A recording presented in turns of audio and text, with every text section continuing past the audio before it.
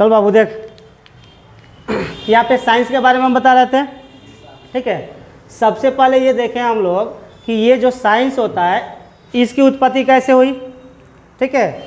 तो साइंस की जो उत्पत्ति हुई ये किस वर्ड से हुई है बाबू? साइंस की उत्पत्ति साइंसिया वर्ड से हुई है। किस वर्ड से हुई है? साइंसिया वर्ड से हुई है। और इस साइंसिया का इंग्लिश मीनिंग क्या होता है बाबू? इसका इंग्लिश मीनिंग क्या हो गया? नो अबाउट एवरीथिंग, यानी किसी भी चीज़ के बारे में क्या करना? जानना।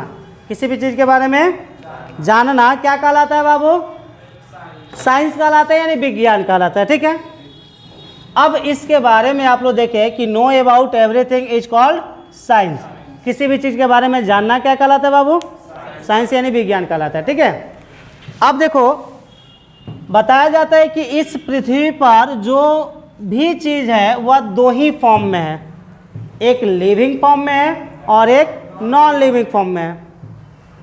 तो लिविंग फॉर्म और नॉन लिविंग के फॉर्म के आधार पर यह बता दिया जाता है कि साइंस के दो ही ब्रांच होते हैं। साइंस के कितने ब्रांच होते हैं बाबू? दो ब्रांच होते हैं।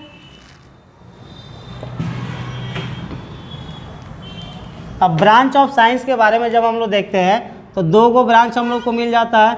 एक मिलता है बाबू फिजिकल साइंस, फिजिकल साइंस, ठीक है। और दूसरा हम लोग को क्या मिलता है बाबू? तो दूसरा मिल जाता है हम लोग को लाइफ साइंस, ठीक है। फिजिकल साइंस और लाइफ साइंस। फिजिकल साइंस क्या होता है बाबू? तो बताया जाता है कि साइंस का एक ऐसा ब्रांच जिसमें हम लोग क्या करते हैं बाबू? तो नॉन लिविंग मटेरियल का स्टडी किया जाता है। नॉन लिविंग मटेरियल का स्टडी किया जाता है, यानी साइंस का एक ऐसा ब्रांच जिसमें नॉन लिविंग का स्टडी किया जाता है।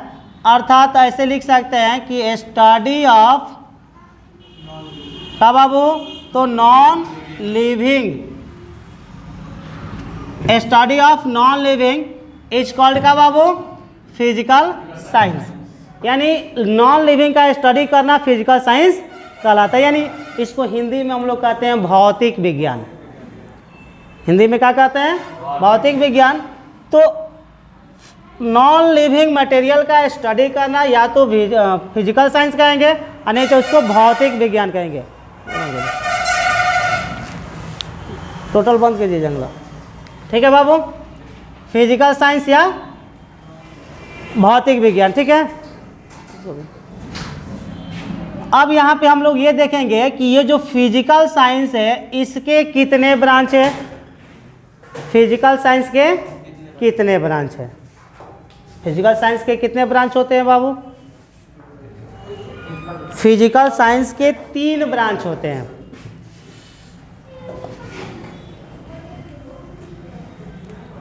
इस भौतिक विज्ञान के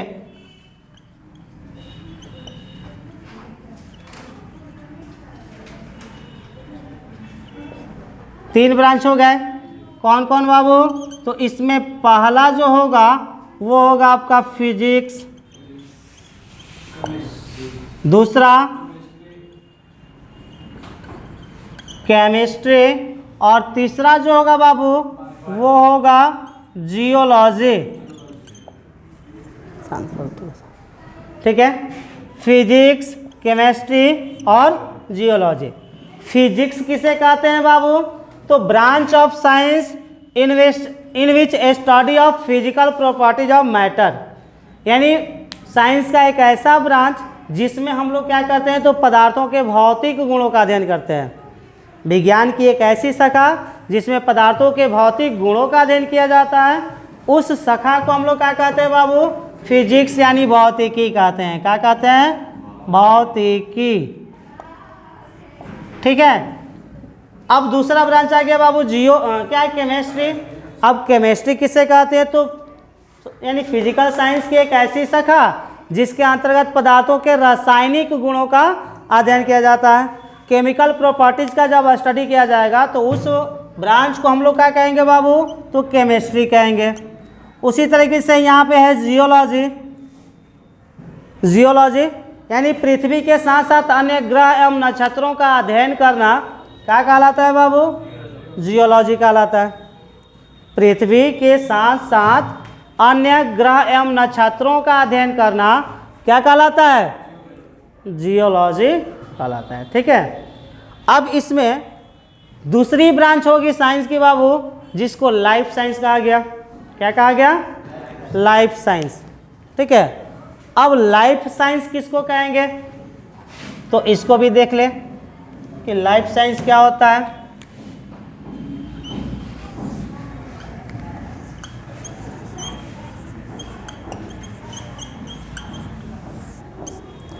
लाइफ साइंस, ठीक है, लाइफ साइंस किसे कहते हैं बाबू? तो branch of science in which A study of living things, यानी जिसमें सजीवों का अध्ययन किया जाता है। विज्ञान की एक ऐसी शाखा जिसमें सजीवों का क्या किया जाता है? अध्ययन किया जाता है, उसे हम लोग क्या कहेंगे बाबू? तो लाइफ साइंस कहेंगे। क्या कहेंगे? Life science. इसी को बायोलॉजी के नाम से भी जाना जाता है। इसी को किस नाम से जाना जाता है? बायोलॉजी के नाम से जाना जाता है। अब ध्यान दीजिए बाबू, बताया जाता है कि ये जो लाइफ साइंस है, इसमें बता दिया जाता है कि ए स्टडी ऑफ लिविंग थिंग्स,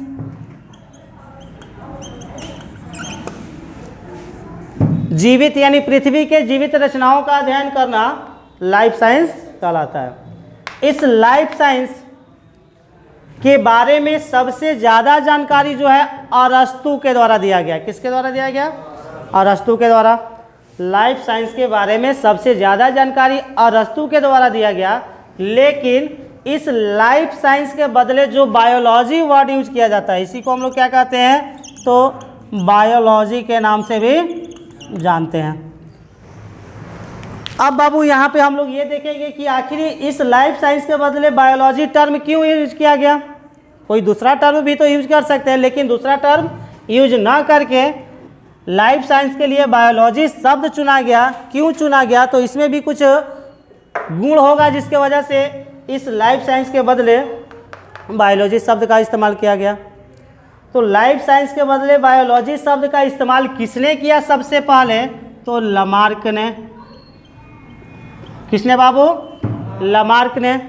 ठीक है, लाइफ साइंस के बदले क्या? तो बायोलॉजी शब्द का प्रयोग लमार्क और इनके एक सहयोगी थे। इनके क्या थे बाबू? सहयोगी, जिनका नाम था ट्रेविरेनस। लमार्क और ट्रेविरेनस ने लाइफ साइंस के बदले बायोलॉजी शब्द का इस्तेमाल किया। किस शब्द का इस्तेमाल किया? बायोलॉजी शब्द का इस्तेमाल किया। ठीक है, कोई दिक्कत? अब देख बाबू, अब ये बताया गया कि ये जो बायोलॉजी वर्ड है, आखिर लाइफ साइंस के बदले इस बायोलॉजी शब्द का इस्तेमाल क्यों किया गया। ठीक है, तो लाइफ साइंस के बदले बायोलॉजी का इस्तेमाल इसलिए किया गया कि ये जो बायोलॉजी है यह दो ग्रीक शब्दों से मिलकर बना हुआ है। बायोलॉजी शब्द की उत्पत्ति दो ग्रीक शब्दों से हुई है, जिसमें पहला क्या है बाबू? तो बायोस है, और दूसरा जो है वह लोगोस है। इसको लोगस भी पढ़ते हैं या लोगोस भी पढ़ते हैं। ठीक है, इसको कभी कभी लोगस के रूप में भी लिखा जाता है और कभी कभी इसको LOGOUS के रूप में भी लिखा जाता है। तो लोगस भी पढ़ते हैं और लोगोस भी लिख देते हैं। ठीक है, अब बाबू यहाँ पे देखिए कि ये जो बायोस है इसका इंग्लिश मीनिंग क्या हो जाता है? तो इसका इंग्लिश मीनिंग हो जाता है लाइफ। बायोस का इंग्लिश मीनिंग लाइफ, और इस लोगस का इंग्लिश मीनिंग क्या हो जाता है बाबू? तो टू स्टडी।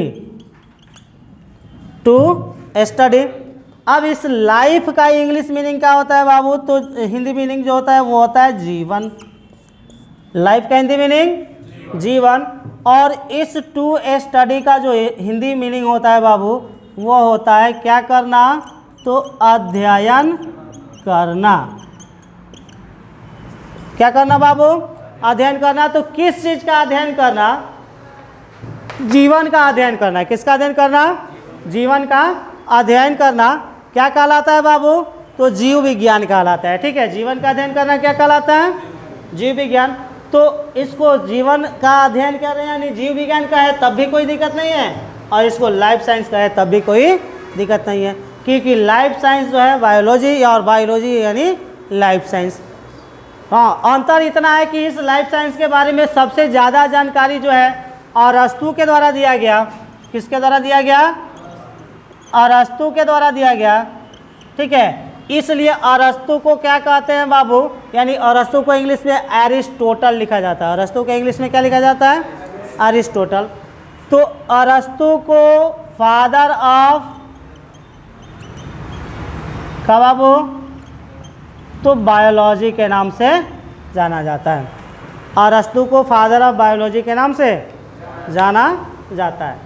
भले बायोलॉजी शब्द का इस्तेमाल जो है लामार्क और ट्रेवेलियस ने किया, लेकिन बायोलॉजी के क्षेत्र में सबसे ज़्यादा जानकारी, सबसे बड़ा योगदान बायोलॉजी में किनका था? तो अरस्तु का था। इसलिए अरस्तु को फादर ऑफ बायोलॉजी के नाम से जाना जाता है। अब यहाँ पे हम लोग देखेंगे कि ये जो बायोलॉजी होता है बाबू, ठीक है, इसके कितने ब्रांच होते हैं?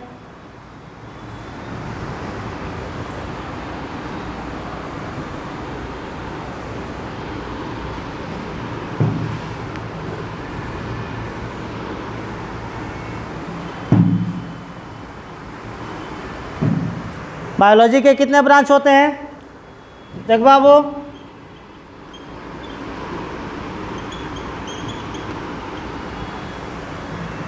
ऐसे तो जनरली इसके 2 ही मेन ब्रांच होते हैं, ठीक है, लेकिन लास्ट में एक नया ब्रांच इसमें इंक्लूड कर दिया गया है, ठीक है। इसके 2 मेन ब्रांच कौन कौन है? तो ये एक है बाबू जूलॉजी, दूसरा इसमें आ जाएगा बॉटनी, और तीसरा बाबू आ जाएगा का जो नया शामिल किया गया है। ऐसे तो बायोलॉजी के बहुत सारे ब्रांच है, लेकिन मेन ब्रांच में ये 3 आते हैं, ठीक है। एक जूलॉजी हो गया, दूसरा बॉटनी हो गया, तीसरा जो होता है बाबू वो होता है माइक्रोबायोलॉजी। माइक्रोबायोलॉजी तो जूलॉजी, बॉटनी और माइक्रोबायोलॉजी, ठीक है बाबू। अब यहाँ पे हम लोग एक एक ब्रांच को अलग अलग करके देखेंगे कि जूलॉजी, बॉटनी और माइक्रोबायोलॉजी होता क्या है। तो देखिए यहाँ पे सबसे पहले इस जूलॉजी की कहानी आगे बढ़ाया जाए।